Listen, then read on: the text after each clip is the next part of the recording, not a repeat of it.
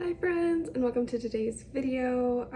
Today we are actually going to be leaving Arizona, and for those of you who don't know, I actually am here because I just graduated, so that's super exciting. But we are going to be flying out in a few hours to go home and see Milo, and it's gonna be really amazing. But because of that, I kind of just wanted to do like a low-key chill video, so I went over on Instagram and asked you guys to send me questions that you've been wanting to know, whether it was like personal or bookish, just because there's been a lot of new people over the past couple of days, so welcome. I'm excited to have you, and I'm really excited to kind of answer y'all's questions, but yeah, let's just jump into this kind of like cozy chill chat.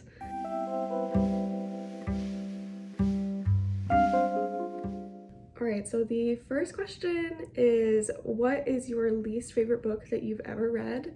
And honestly, it might be the book that I'm reading currently. Like, of course I'm not finished yet, but oh my word, is it not good. I am currently reading Just Like Magic. It started off strong for me. Started off okay, and then it got worse and worse and worse, and it's gotten to the point where I don't even want to read it anymore. There's a high possibility that I'm going to DNF it just because of how horrible it is. I don't even know. Basically, like, it turned from, you know, this like holiday romance to this really annoying main character potentially falling in love with like a Buddy the Elf type character. And yes, I'm sure it's cute for some people, I'm sure it works for some people. I just find it the most annoying thing ever. Like, every single time this main character talks, it's grating. Like, it hurts me physically. So it's been a journey, but right now that's probably the least favorite book I've ever read. It's just not good. I haven't finished it yet, so I'm not gonna like totally wreck it, but there's just a high possibility that I'm not gonna finish it just because of how frustrating this main character is, but that's okay. All right, the next question that y'all submitted is, what are you doing now that you've graduated? Working, masters? Happy for you. Thank you. And I have a couple things that I've been kind of thinking of after I graduate, but one thing I know for sure is for the next year, I am going to be taking a break from schooling, from working, because there's a slight possibility that we might move somewhere. So I'll let you guys guess where that might be, but I'm kind of just taking a break, and I am going to spend the next year really focusing on YouTube and focusing on my Bookstagram and really getting into like the reading book review scene. I'm just gonna really focus on that for the next year. So if you want to see more from me, there's going to be a lot more. So hit subscribe if you'd like to see more. It's really, I love meeting you guys and having conversations with you guys in the comments and in my DMs. It's just a really fun time. But yeah, that's kind of the plan for right now. Obviously, I think later on, I'm going to be getting a master's in library sciences to potentially be a librarian, which I just think would be really fun and something I've been wanting to do for a minute. But for right now, I'm gonna be focusing on YouTube, so that's just super fun. All right, this person asked, how do you deal with disappointment?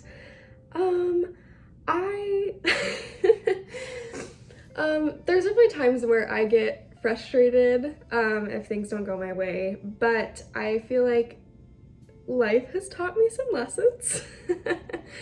And I think most of the time I just have to like take it in stride, I guess. Like, if something doesn't work for me, I know that eventually something better is just around the corner, and I just gotta keep my eyes open.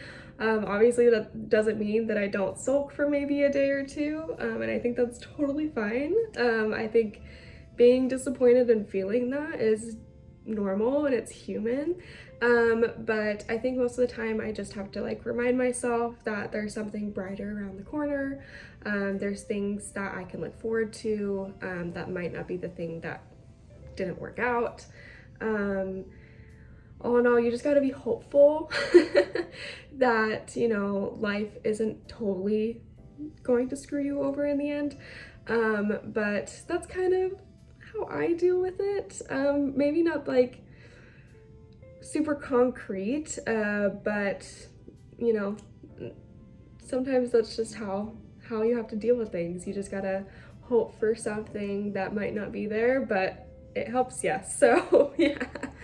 This person asked, have you ever DNF'd a book because you're so annoyed about a character? Again, I am very close to doing this with the book I'm currently reading, but I have done this before. I've done it a few times. Actually, one book that I recently did it with was Lore. I don't know what it was about this main character, but I did not like her one bit. I wasn't connected with her. It was just a struggle to get through, and I started reading this book in the middle of a finals week, and so it was kind of like, if I am struggling to relate to you as a character, I am not going to read this book. I don't have the time. I don't have the time or place to do this. I will say that a lot of books that I've DNF'd for characters, for things that, you know, annoy me personally, I usually will pick up later and try to read again, just because, you know, you have to give like the character some grace, right? There's usually an arc involved. There's usually, you know, an ending spot for them that's better than where they began. So I usually try to give it at least a second chance. So I will be picking up Lore again, but I definitely have dropped a book just because the character was annoying to me. I mean, what are you gonna do, right? Like, this life is short, can't read everything. So if the book's not working for you, I think you drop it. All right, this next question is, what are the best things about living in Chicago? I love Chicago, and I think being in Phoenix really showed me how much I love Chicago, because one of the best things is it's a walkable city. I can walk everywhere. I don't need a car. I can walk to the grocery store. I can walk to my Lowe's appointments. I can walk to every single thing that I need is within, you know, like a 5-mile radius, if that. So it's just incredible, and the transit's amazing. I just really feel like Chicago was a city built for people, and as much as it's been a fun time here in Phoenix, it's very clear that Phoenix was a city built for cars, because like me and Mac would be walking around and there is no one. You know, it's like a ghost town unless you are in a car, which is just wild to me. But that is, I think, one of my favorite things about Chicago. I love how walkable it is. I love that I can walk literally everywhere. I love the way the city looks. I think the blues and the river is amazing. I am a big water and beach lover. I grew up near a lake. I always want to be near lakes or oceans or rivers. That's just, I feel happiest near water. So that's something that I love as well about Chicago. And it's something that I didn't love while living in the West kind of desert area. I'm not a fan. But I feel like some people absolutely love this. I will say the weather in a lot of these Western cities is incredible, you know, warm weather, nice weather, but I'm weird. I like colder weather. So Chicago's perfect for me. I just love it there. And I will say, even though we might be kind of moving for a short period of time, we are definitely going to always make our way back to Chicago, just because it's just great. I love the city. I love everything about it. So if you are looking for a place in the US to live, I highly recommend going to Chicago. All right, this person asked, do you have a favorite book from your childhood that stands out to you? And yes, definitely. Actually, I think my favorite book of all time was actually a book from my childhood that stood out to me, and that was The Little Prince or Le Petit Prince if you are French. I love this book. It's always stuck with me. I've reread it during multiple phases of my life, and it's been, you know, prominent in each of those phases. It's kind of grown with me in a way, and I love the message that it gives. The writing's beautiful. The art is really cute and fun, and I don't know, I just love it. One of the things I actually will buy for myself regularly is different copies of the book to give out to friends. I absolutely love it. It's incredible. One of Mac's first anniversary gifts was actually little Prince quote boards that I have put up in my home. It's just kind of like been what I've based my life around for the longest time. And basically I think the main message is, you know, grow up, but don't let go of that childlike wonder of the world. Don't let go of wanting to learn and wanting to be creative and make weird things, and just don't lose sight of, you know, how beautiful the world can be. It's just incredible. If you are not wanting to read the book, I still highly recommend reading the book. It's very small, very short, but if you kind of want to get that message and don't want to read the book, Netflix actually has a pretty good film adaptation of The Little Prince. I love it. It's a really fun way to show the book and to demonstrate like what it's all about, what the meaning is. It's very, very cute. The animation's amazing. But yeah, The Little Prince, it's wonderful. I think one of my favorite books of all time. So yeah. This person asked what my top love language is. And I would have to say it is quality time. I love hanging out with people. I love just being in the vicinity of people that I love in my life. It's one of the reasons I love having family so close, and it's one of the reasons I kind of love doing videos and seeing y'all's comments and stuff, because I just feel like we can spend some quality time together. It's like just a really fun thing, but yeah, definitely quality time. This person asked, do you like to read in the car? Unfortunately, I can't read in the car. It is one of the saddest points of my existence. I get so carsick, and it is unbelievable how carsick I get. I will get carsick by just sitting in the car doing absolutely nothing, and it's not fun. It's not a good time. So I usually have to drive everywhere, which means I cannot read like a physical book in the car. I also really can't read on like planes or boats, like anything. I just get so motion sick when I read on things. So I have been exploring with audiobooks, and I will say that I've been growing to really love them. The more and more I read them, I think it's kind of like an exposure therapy type thing. But the more I've read them, the more I can pay attention. Even if I'm working on different things, the more I can really absorb what's going on. It's been great. So I've kind of been doing audiobooks, and it's been wonderful. One of the audiobooks that I've recently read is Braiding Sweetgrass, and that has been my favorite read of the year.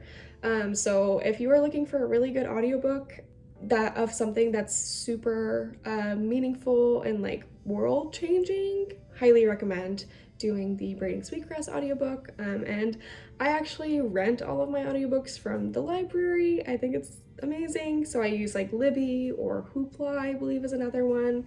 It's great, and I can read tons of books that way. So yeah. This person asked what my favorite D&D moment has been. For those of you who don't know, I am a big nerd. I love D&D, I love Star Wars, I love fantasy, all of those things. They're just great. And I actually DM for a campaign currently right now.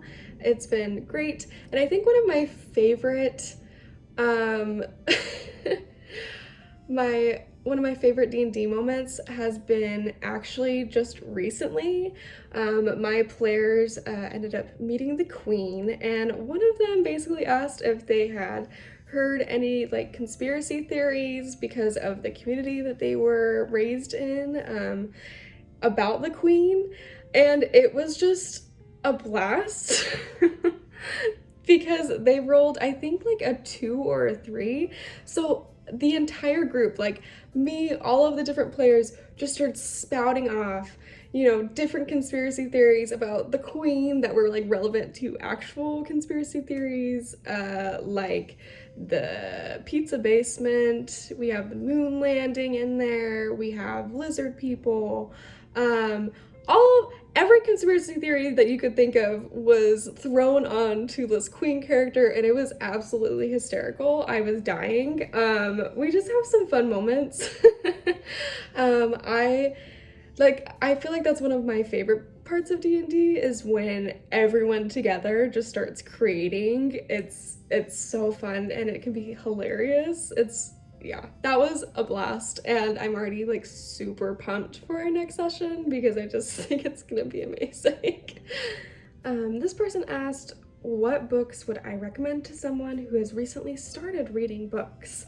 I often will recommend things that are one-offs. I don't really recommend series that often to someone who's new to reading just because I feel like that can be daunting. That being said, I will say that I often will recommend ACOTAR to people who are new because for me, ACOTAR actually showed me what adult fantasy could be. So I feel like, if the person that I am recommending the book to was someone who loved reading, as like a high schooler, or loved reading as a middle schooler and would read all of these fantasy series, if they loved all of that and then stopped, I usually find that it's because they weren't able to find another fantasy series that kind of grew up with them. So I usually recommend ACOTAR because it's, this adult fantasy series that is fun, and it also, has a little more adult themes. It feels like something that I could be a part of rather than, Percy Jackson. As much as I love Percy Jackson, I am not, that age of character anymore. I can't relate to, like the 14-year-old, 16-year-old characters anymore. So that's one that I'd usually recommend. I also will always recommend The Secret Life of Addie LaRue. That's a standalone book. And it's very, very well written, and it's kind of one of those like popular books, like Book Talk popular, so I'm sure people have seen that before, but that one's a really, really great one. I also love if they are more of like a nonfiction type of person. I would recommend Crying in H Mart, because it kind of gets that like emotional novel-like feel, but it's still a memoir and it's still nonfiction. So if a person is kind of wanting that vibe, I will recommend that. But I actually have a lot more book recommendations in my book gift guide over on my channel, so I'll just link that up there if you want even more recommendations for someone who's never read before, or well, who wants to get into reading again. So yeah. All right, well, I think it is about time that I need to start packing and getting ready for the day. So I hope you guys enjoyed this little chat and kind of cozy vibe today. But the next time I see you, I will be in Chicago, which is really exciting. So, yep, I'm gonna go fly home, but I hope you all have a wonderful rest of your day, and I will see you in the next video. Bye!